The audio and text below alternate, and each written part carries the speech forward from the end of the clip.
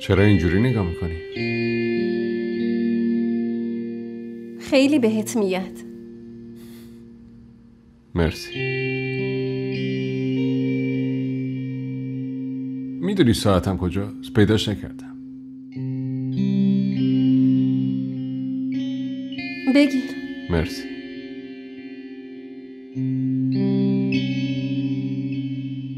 من چطور شدم؟ خیلی خوب. همین؟ فقط خوب شدم؟ ای بابا چرا ناراحت میشی؟ خیلی خوشگل شدی اون؟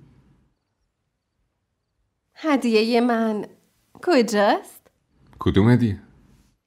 هدیه سالگرد ازدواجمون. اونو که هنوز نگرفتم. یعنی چی؟ مگه نگفتی گرفتی؟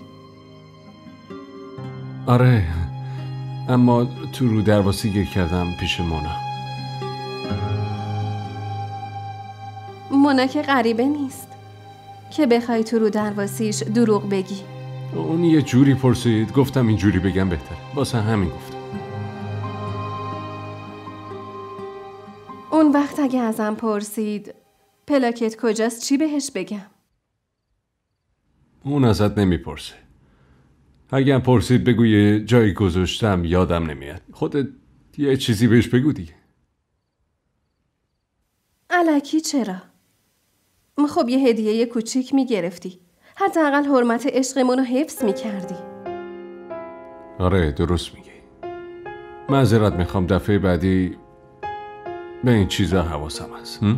تو حواست نبود ولی مونا حواسش به همه چی بود. خیلی بهمون محبت داره.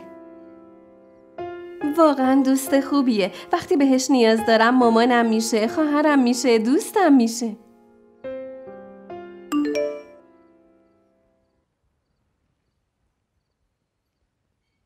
بیا، مامانت و خواهرت و دوستتم رسیدن. منتظرمونه. میگه که سورپرایزم داره. پس منم تو ماشین منتظرتم باشه. زود بیا.